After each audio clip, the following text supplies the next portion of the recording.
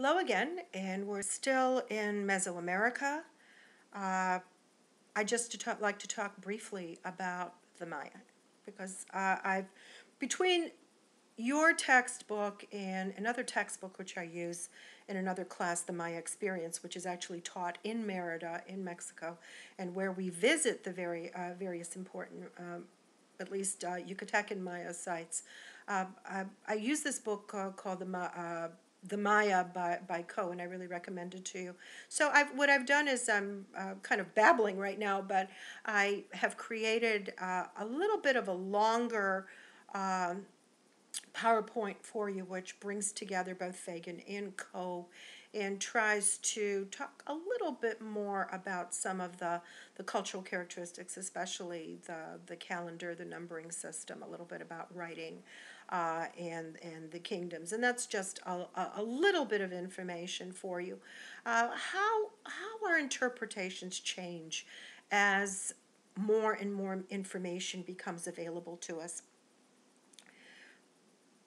Again, when I was studying this information, when I was doing my master's work for West Mexico and something called obsidian hydration dating, I had to take qualifying examinations, which meant that I had to show a great deal of knowledge about what was happening in Mesoamerica because, as I said before, I was going to be a Mesoamerican archaeologist. And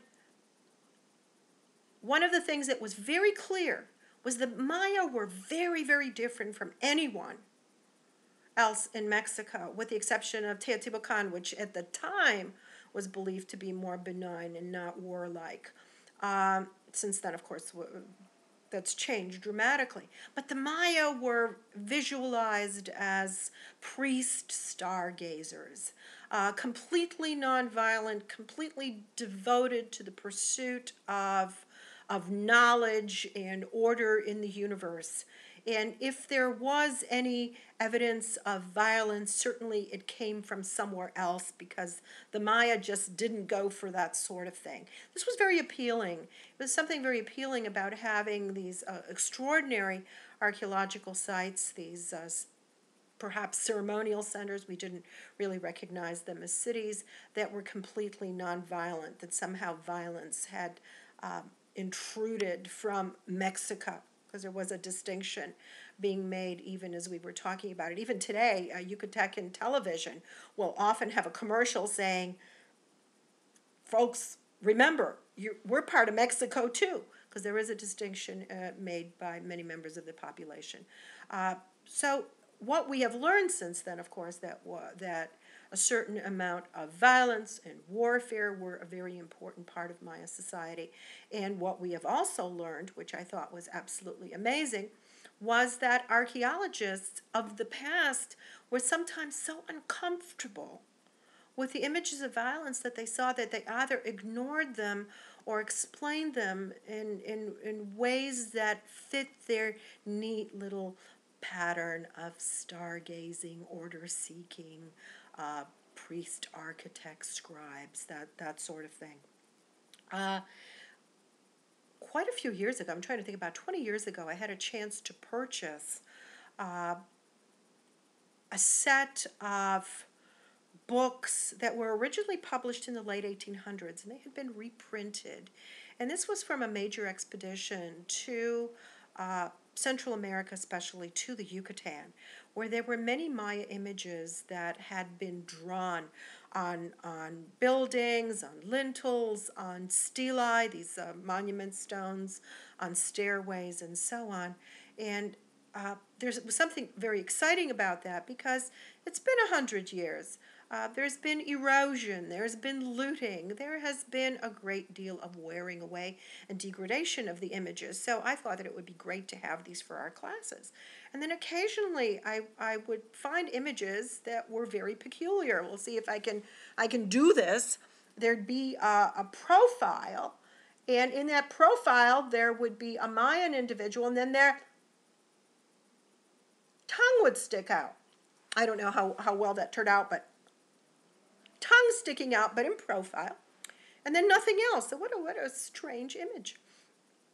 And then to actually see an exhibit that was created for the Cleveland Museum of Art along with the Austin Art Museum called Blood of Kings.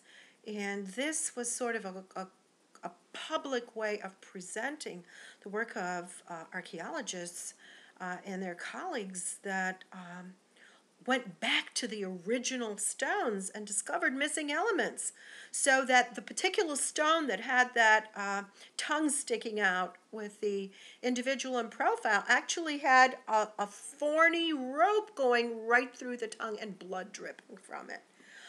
We discovered images of great violence, violence against other individuals. There's one figurine that has a man who's clearly had his arms and legs broken and pulled behind his back and been disemboweled and had horrible pain and agony on his face.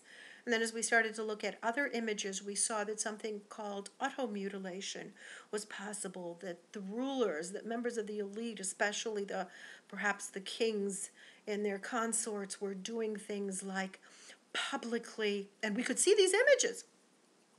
They were publicly taking stingray spines and piercing them through their penis, for example, and then all of this on paper and eventually burned. Or thorns being thorns or spines being pulled through the tongue, blood being an extraordinarily powerful a tie that bound individuals, members of the society, to their rulers. As we looked, we found, and I don't want to overdo this because there was everyday life, but ritual. The fact that even in the calendar, a particular date had temporal geography. I mean, this was so much more complex a set of societies than we could have ever imagined. So I'm hoping that between Fagan and the PowerPoint presentation that I have, that you get a tiny little sense of the complexity of what we've discovered about the Maya. And that certainly is something, as I read Fagan, is very, very different from what I had to prepare for the qualifying examinations in the late 1960s, a very different view of society. So I hope that you find it of interest. And of course, perhaps there are some lessons to be learned for us, especially when it comes to why by the time we get to the 900s, in some parts of the Maya world, we begin to see a decline of these particular societies, especially with respect to their relationship to each other and to their environments. I never want to be preachy in any way, and so I'm not trying to present a point of view, but it's something for us to think about. And I think at least one of your discussions deals with that. So for the time being, I hope that you're all well, and I will say goodbye for now. Take care.